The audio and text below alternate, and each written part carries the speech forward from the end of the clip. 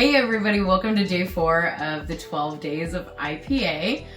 We are very excited for something I don't know that either one of us have tried. I know I for sure definitely have not. This is the Stone Hazey IPA. Now, I would assume just by looking at the bottle, and I haven't read up on it yet really thoroughly, I would assume that it's unfiltered. But you never know with the name. Yeah. But, we'll have to give it a shot.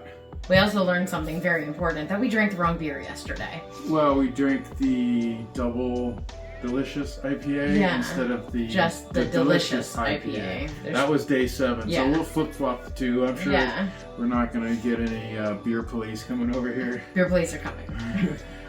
This is the interesting thing about not having little doors to open now. Yes. So it's just like, okay, now we're just like rifling through this box. I'm just using the numbers that's numbered them as if that means something.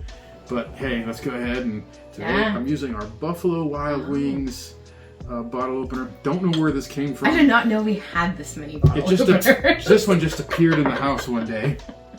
Probably a roommate or something. Sure.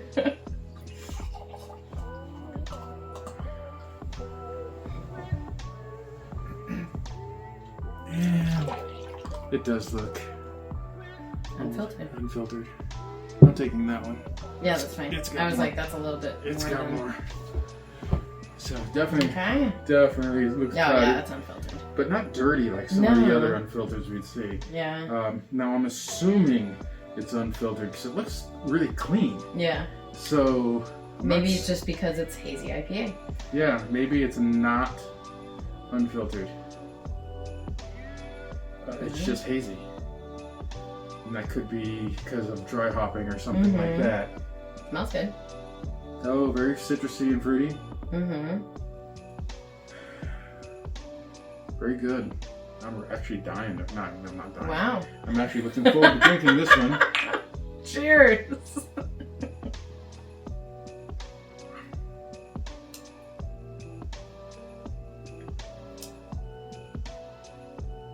It's interesting. That's really smooth.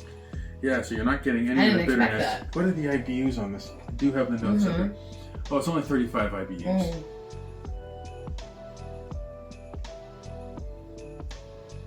I get that orange peel feel on my tongue. Yeah, definitely has but the not. Orange peel. So I'm using Stone's little. This is kind of cool what they have. Their website. Their tasting notes. Well, I haven't gotten to the tasting notes. I'm scrolling down to them now. Okay. So it's 6.7%.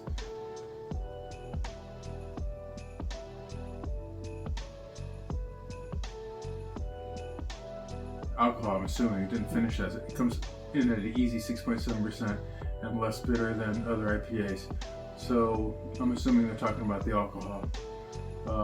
Yeah, it is the alcohol. And 35 IBUs, which that's pretty low for a India Pale Ale. I'm gonna say this is my favorite one so far, out of the other 3 we've had.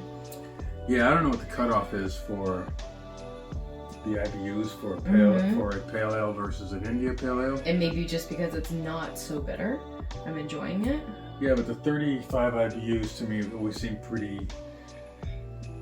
pretty light. I would call that a heavily hopped pale ale. Yeah. I guess it's a lightly hopped IPA. Sure.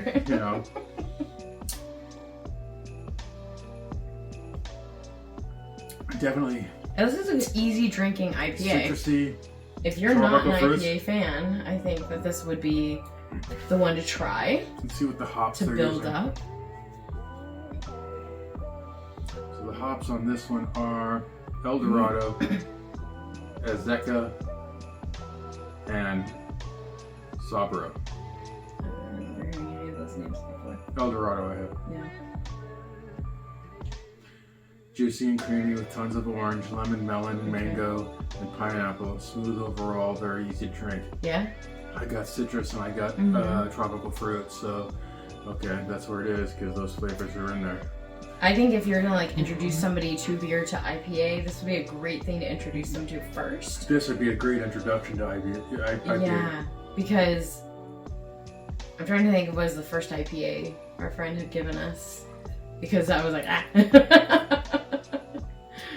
Lagunitas? Probably Lagunitas, yeah, and that's strong. I mean, in some regards. Yeah. That's an IPA. And it has a very strong bitter note at the end. Yeah. So, yeah, no, this is definitely lighter, refreshing. Yeah, I like it. I mean, it's amazing that Stone's got more than 12 IPAs that they can actually, be that creative and For be sure. like Yeah. this and make 12 quality beers. That's actually really cool. A lot of breweries, you see these microbrews out there, they only have 12 beers. Sure. Yeah. They've got 12 IPAs. Sure. And I'm sure they got more than just IPAs over at Stone. So one day maybe we'll get out there and get to go see the brewery. Yeah. Maybe not. I don't know. It's not that big of a deal. No. I mean, you see one. I think when we were brewing, I thought it was going to be a really cool idea to go out there, but we don't. Right. So could be relaxing on an island somewhere else. Yeah, I'd do that. We're taking a train to Seattle. Yeah, I just found out on Instagram, somebody took an Amtrak train to Seattle from Southern California. They just went all the way up. It was actually pretty cool looking, and they just said the scenery going up was just gorgeous. And yeah, it took them quite a bit of time to take that trip, but yeah, okay, you're gonna be on a plane from the Bay Area to Seattle. It'll probably be an hour and a half flight. Right. But think about it, you're up in this plane, you're not seeing the surroundings. If you have the time and you're not just doing a weekend trip, why not take the train up there? And then you just get to see everything. That is so cool. I wonder if the train is even cheaper than... It probably is. I'm looking tonight now. I'm going to find out. Yeah. I will let you guys know tomorrow. I don't know. Leonard and the whole crew complained to Sheldon when they had to take the trip to the train to Napa. They said it took longer and cost more or something like that. Yeah. I don't know. Good old Big Bang Theory. Yeah, but nostalgia, is there, so. Yeah. And you just get to be chill, I don't know.